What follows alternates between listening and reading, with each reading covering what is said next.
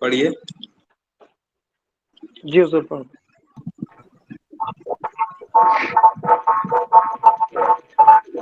جو آپ باقی لوگ جو ہے مائک بند رکھیں ورنہ آواز. کے موافق جب قرآن شریف پڑھا جائے تو پڑھنے والے کو پہلے پناہ مانگنی شیطان رجیم سے ضروری ہے. استعاذہ کے الفاظ پسندیدہ اعوذ باللہ من الشیطان الرجیم ہیں.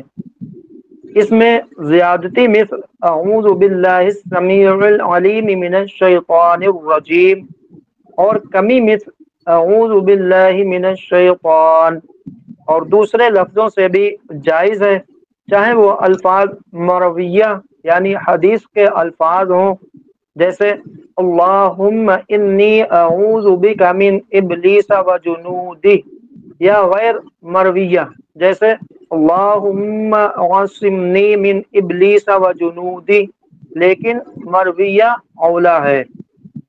اور سوائے سورہ توبہ کے ہر سورت کے شروع میں بسم اللہ لکھی ہے، اس وجہ سے سوائے سورہ توبہ کے ہر سورت کے شروع میں بسم اللہ الرحمن الرحیم ضرور پڑھنا چاہیے، اور درمیان ہر سورت کے شروع قرات میں بسم اللہ پڑھنا برکت کے واسطے اور نہ پڑھنا دونوں جائز ہیں. چلیے اور ٹھیک ہے. پڑھو آگے حضرت. بس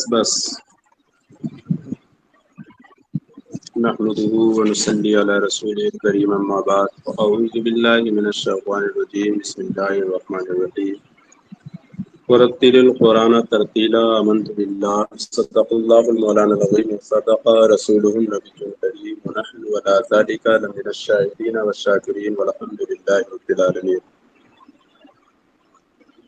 آیہ شریفہ اذا قرأت القرآن فاستعذ باللہ من الشیطان الرجیم کے موافق جن سے ضروری ہے. آیہ شریفہ یعنی جب تم قرآن پڑھو تو اللہ کی پناہ مانگو شیطان مردود سے، یہ استعاذہ کا ثبوت ہے.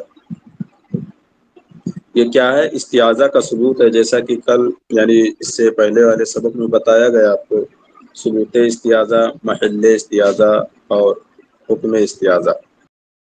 گلشن رجا حشمتی نیٹ ورک. الشیطان الرجیم